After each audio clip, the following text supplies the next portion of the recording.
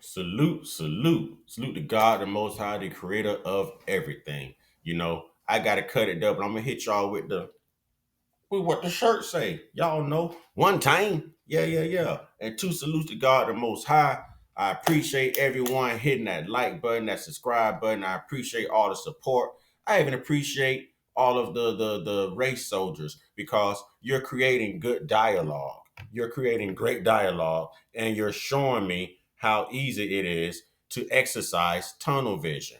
All right. Now, I can't pronounce the name. I don't want to mess up the name, but I'm just going to show it. I hope the camera can see it. I'm going to show it. This guy right here, Eliam John, you know, first off, respect to everybody. But when you come on this platform with the smoke, homie, I'm fire. Get your fire extinguishers ready. Change the batteries in your smoke detectors because I will set this thing ablaze. And I won't even do it. What's the word I'm looking for? Belligerently. I'll do it with knowledge and intellect. Knowledge and intellect. Understand, I am not one of these content creators who comes on here to talk, be seen, get clicks, get views. No. I actually have done the research. I've done the work. Done the work. I'm a historian. I have nothing better to do but read, study laws, read the Constitution back and forth. So, brother, to this brother right here, I want to just wrap everything up with you, my man. While you're busy sitting here saying that everyone was slaves, in which everyone were indentured servants at one time, and then they worked for freedoms for years, received those freedoms, and received reparations. My people did not. We were permanent property. We fell under the cattle laws, and we were permanently oppressed. Now, if supremacy did not exist, if white supremacy did not exist and does not exist in this country, and I don't mean this to the good white patriotic brothers and sisters, kings and queens who follow me, just the race soldiers. Please understand the demographic of people I am targeting right now. It is not the good, conscious, God fearing, loving, unbiased, unprejudiced white American society that helped me when I was down and out. It's the ones who wouldn't help someone like me. It's the ones who can't see past their own prejudice, their own tunnel vision. My man, why isn't there any other group of people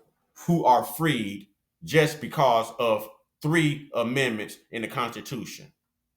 13th, 14th, 15th Amendment. What would be the need for those amendments if this country was not acting in supremacy at one point or even till now? You say bring up something more up to date. Well, the Constitution is up to date. And we did fall under cattle laws. And we were rendered to be what, two-fifths, three-fifths of a human being, and we couldn't vote. Couldn't vote. So if you suspend the Constitution right now, do you know what happens to black people? Huh? We go right back into slavery. If you suspend the Constitution right now, you know what happens to everybody else? Not a damn thing. Let's get into this. All right. This is I forget her name. Sister, forgive me. I know her name is Dana. Okay, the real Dana. All right. And this is Judge Joe Brown. What is really happening with the Caysen Allison case in Texas? Let's ride. I wanted to talk about Caysen Allison. And this is a case that is going on in Texas right now. And national media is not talking about it because everybody is, well, not everybody, but particularly on social media, X and YouTube and everywhere else, they are obsessed and talking about Carmelo Anthony, the 17-year-old who stabbed Austin McCaff in Frisco, Texas. And we were mentioning. And let me say this real quick, man. I love everybody. Do y'all understand that I have white people in my family? I also have white in my blood. I bear the last name of a white man that my great great grandmother married. You know what I mean? Are we serious here? Are we serious? I disavow racism. I disavow all races. I love everyone. Let's not make this about race. This should not be a race conversation. This is exactly what the mainstream media wants. It causes division. It's called divide and conquer. Divide and conquer. Again, let me give it to you. Divide and conquer. I will not be held responsible for dividing anything. And yet, I'm not here to conquer anything at all either. We all bleed the same. We all have the same body parts. We just come from different walks of life. That's it. Let's make this about right and wrong because the real elephant is in the room. The real elephant in the room is this, and I'm going to be blatant and blunt about it. You know, there's race baiters from white America who are still prejudiced, who still feels like they're superior and we're inferior, and they feel like Carmelo, who should be labeled inferior, just got it, and they don't like that, unaliving one of their own, and they do not like that. So yeah, they are mad because a black guy unalived a white guy. Let's look at the right and the wrong, because there's been many of us unalived by many of everyone else. This guy actually had the audacity to say, well, what group do white people come out with? Like BLM, White Lives Matter, All Lives Matter, Antifa, the Proud Boys, the January 6th insurrectionists, what I'm saying, the insurrection. Are we serious? Are we serious right now? And then God asked me, does the KKK still exist? Of course it still exists. It's protected under your First Amendment right. They are considered a religious group. They are considered a religious group. Brother, know who you talking to before you just come out the blocks like this, my man. The KKK is funded and protected. It was founded and funded by Democrats. Nathan Bedford Forrest was the first grand wizard of the KKK, and he was a radical Democrat.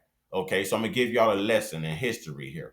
All right, and they were funded by the Democratic Party, and they are protected by your First Amendment, religious rights, religious freedoms. Do we really want to continue this dialogue? Can we get on with this? Thank you, Dana. We were talking about how children, kids, teenagers across this nation are being very violent, whether they're shooting up high schools or college campuses or stabbing classmates in school. So, this particular case, Caysen Allison, is similar to Carmelo Anthony. But I want to quickly go through a timeline just to get people up to speed as to what is going on. So Caysen Allison is accused of fatally stabbing Joe Ramirez in a Belton High School bathroom in 2022 and, and faces a murder charge that could land him in prison for life. So May 3rd, 2022, an altercation broke out between Caysen Allison, the man accused of murder, and Joe Ramirez in the bathroom at the school shortly after 10 a.m. Police say after the stabbing occurred, Allison, who was 18 at the time, left the school and the campus was placed on lockdown as precaution. Allison was later taken into custody off campus shortly after 10 a.m., while Ramirez was taken to a local hospital in an effort to save his life, but was unable to recover and later died. Students were sent home early that day. In the days following the stabbing, the community mourned the loss of Ramirez, while a murder charge and a $1 million bond was set for Allison. So, according to the arrest affidavit, a few days after the incident, police were able to obtain video that showed Allison stabbing Ramirez during a fight in the bathroom where the incident occurred. A folding knife, was also found in Allison's home. And why haven't we saw video footage of Carmelo Anthony and Mr. Metcalf? We know the footage is out there. Leads me to believe that maybe they saw something in that footage that kind of backs up brother Carmelo. Leads me to believe. Because if it was damning footage, we know about it already. We know about it. We know about it. We wouldn't know about it. As much as they've been dragging this brother throughout the media, mainstream media, social media, if they had that damning proof, oh, we'd already know about it. This brother be convicted before he was convicted. All right, he'd be convicted before he was convicted. But listen, this was a regular fist fight. Y'all argued about Austin just touching Carmelo and losing his life because Carmelo met him with a different type of force. He reciprocated a different type of energy. Now it's one of your own. And I'm talking to the race soldiers. I'm not talking to my good white American kings and queens. I am not. Understand I have white people in my family, and if you touch them, you will F around and find out as well, because that is my blood, that is my family. You know what I'm saying? We gonna stand 10 toes down. I don't care about color. I care about right and wrong. It was wrong for you to touch my blood. I don't care what color they are. It was wrong for you to touch my family. I don't care what ethnicity they are. No, no. All of that goes out the window when you disrespect my family, my people. And again, I have white people in my family. I have mixed nephews in my family. And I'd be down if they are disrespected and treated like this. I'd be damned if they are just looked at because of their color and it. No, no. That's why I didn't agree with DEI. Don't hire me because I'm black. Hire me because I'm qualified and certified to do the job. There's a difference. There's a difference. But this guy done juggy jug Mr. Ramirez 4 times. 4 times. Even 2 juggy jug wounds in the back. One was said to be on the leg, the other was said to be on one of his buttocks. So that means that he was retreating, right? Is this self-defense? Because it sounds like a crime of passion to me. Oh, y'all want to have these conversations, and I'm talking to the race baiters, the race soldiers. I'm not talking to good white America, because I know who helped me when I was down and out. It was good white America. So no, I'm not going to exercise that same tunnel vision that these race soldiers are exercising. I know the truth. I stand on justice. I'm a God fearing man. God made all of us. We are all God's children. All right? All of God's children. But there is a double standard that exists. The race soldiers are staying away from this case right here simply because it was one of theirs who unalived someone else. And that's what we're used to in American history. That's what we're used to. When they would just walk in the jailhouse and take over the jail and drag you out and take you out somewhere and hang you over a tree. Huh? We ain't gonna forget about Black Wall Street. We're not gonna forget about Sarah Page and Dick Rawlins. We're not gonna forget about Emmett Till. We're not gonna forget about Ahmaud Arbery. We're not going to forget about all these reoccurrences when people have marched and set people's home on fires with tiki torches. Reach in and burn your curtains, set your whole house on fire, and the minute you run out, you get gunned down. We're not going to forget about the William Lynch letter of 1712, Virginia Rock Beach. We're not going to forget.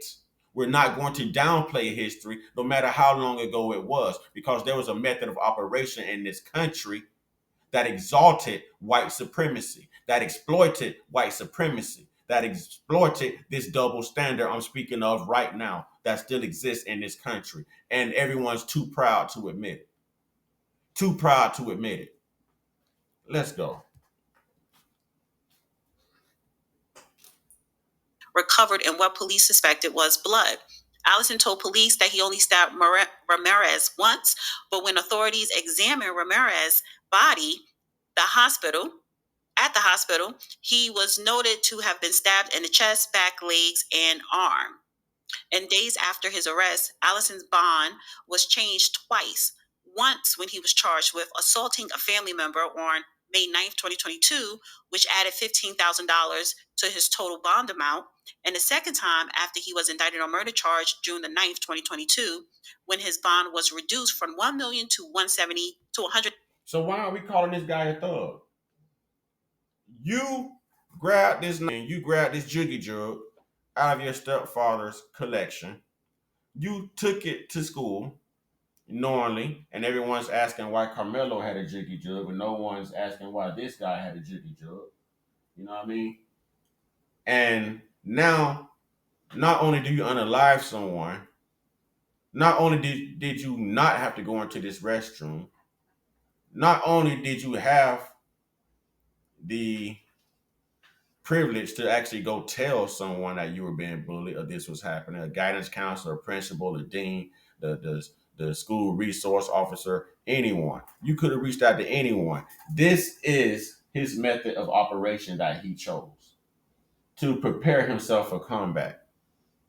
To prepare himself for combat. And no one's asking the same questions here. No one's asking the same questions. Then you go home like a savage, like a thug, and you jump on one of your family members as well. I don't recall Carmelo doing that. They won't even say if Caysen Allison had both family members or not. They won't even address if he came from a broken home, but it's the first narrative that they tried to push about Carmelo, and it ended up being the truth about Austin. But we're still gonna trust mainstream media though. Huh? We're still gonna trust mainstream media though. $175,000. Allison later bonded out of Bell County Jail, but was required to wear ankle monitor as a condition for being released from jail while legal proceedings took place and an eventual trial date was decided on. So, trial proceedings encountered delays. December 13th, 2023, a trial date was set for May of 2024, but it was delayed multiple times throughout the year. And now the trial has begun this past Monday, April the 14th, and is expected to conclude April 25th. And I want to play this clip here because this is what you're looking at. Anytime somebody pulls out a knife when it's a fist fight situation, that's a punk move. That's the girlishness of the person's upbringing because they have emasculated the country and they've made emotionalism something that is to be emulated rather than avoided or shunned. So we bring this on ourselves. Right. So I want to play this clip. This is from day one this week of the Caysen Allison self-defense trial. Part of the highly anticipated trial for Caysen Allison, who is charged with murder in the stabbing of Joe Ramirez at Belton High School back in May of 2022. News 10's Isabella Quintanilla was in the courtroom all day today. She joins us now outside the Bell County Justice Center with more from the first day of the trial. Isabella. Yes, that's right, Lauren and Gordon. The 156th District Court was packed today with families, friends, witnesses, and others, all who have been waiting nearly 3 years to learn the fate of now 21-year-old Caysen Allison. We first heard from the state prosecutors who are charging Caysen Allison with murder, saying he was intentionally cutting and stabbing Joe Ramirez, to which Allison pleaded not guilty. His defense attorneys then gave their opening statement, implying it was self-defense. Defense attorney Zachary Boyd told the jury, quote, Caysen... Pay attention, ladies and gentlemen. They just showed both of these subjects wearing suits. Even the perpetrator here, Mr. Allison, is being displayed wearing a suit. Wearing a suit.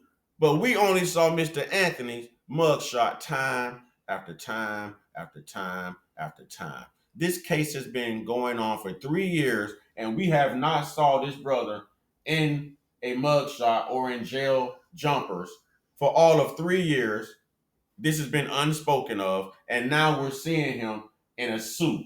When we have to look at one of our own be labeled a thug, be condemned before all of the proof and evidence is brought to light, and we have to see him in a mugshot time and time again because that's the picture of us that America wants to paint. There's a reason that we get those extensive sentences. There's a reason that we pack the penal system, right? Is that the narrative we're trying to shift here? This is how America is used to seeing black people, so we're going to display this brother like this. We're not going to give him due process of the law. We're not going to humanize him. We're going to dehumanize him. We're going to dehumanize him. Was in the fight for his life, where he was jumped by 5 friends, end quote.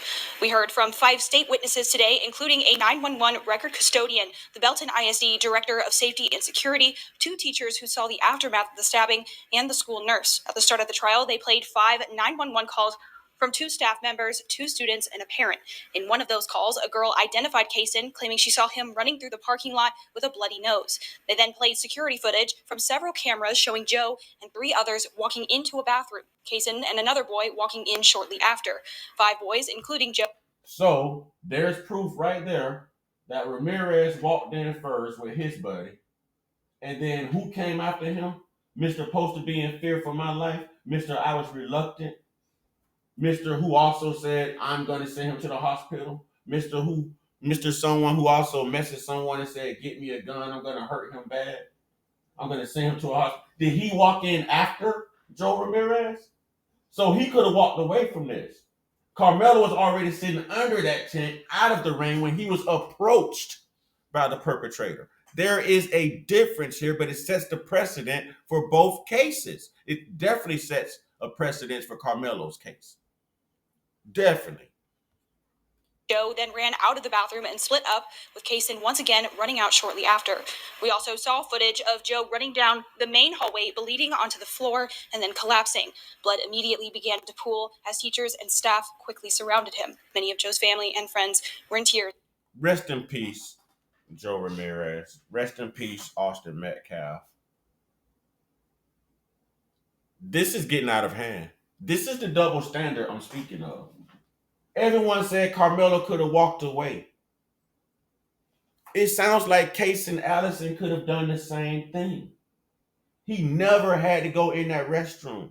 He grabbed this juggle ahead of time because this fight was already arranged.